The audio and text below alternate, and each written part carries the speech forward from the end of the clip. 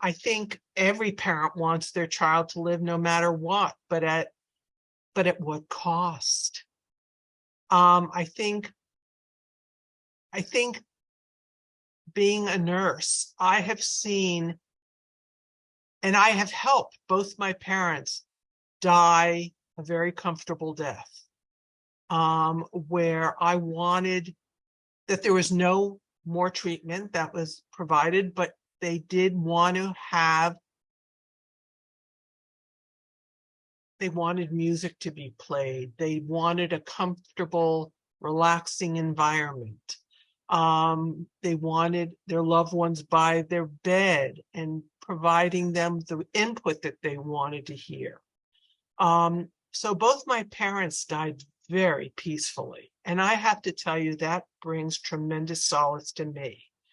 But as a parent who has a young child, you have to be really well educated as to, and that's where you really are depending on the team.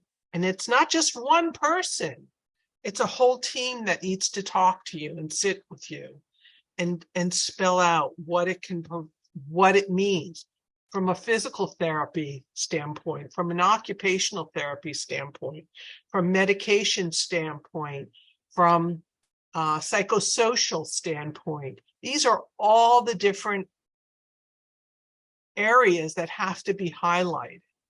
And as long as the parent is well equipped with this information, then they can make a somewhat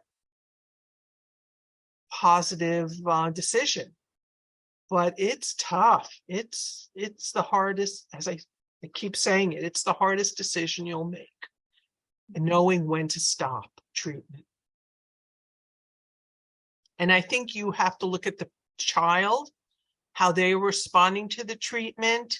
Does the child seem hopeful? Does the child seem like, for example, with this organization in London, the Teenage Cancer Trust, I dealt with a nurse who counseled teenagers who were dying.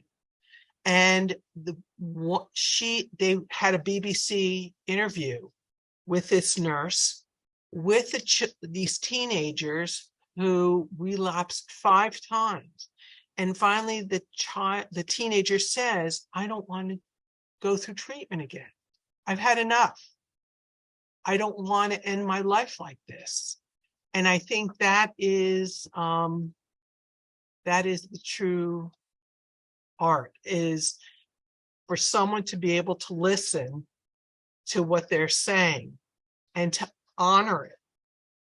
The parents in those situations did not want to hear that.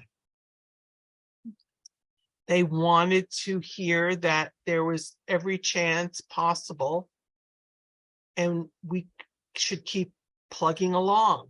But these teenagers had enough, and they felt like they couldn't do it anymore. They didn't have it in them. It's tough on the body.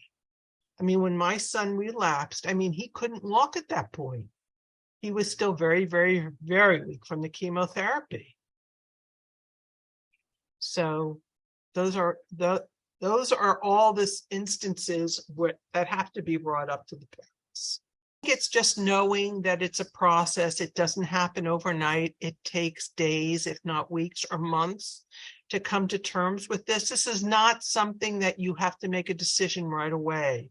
You should be thinking about this and really discussing it with the doctor, the nurse practitioner, the psychologist, the chaplain. These are all discussions, not just one person, but so that's the one thing.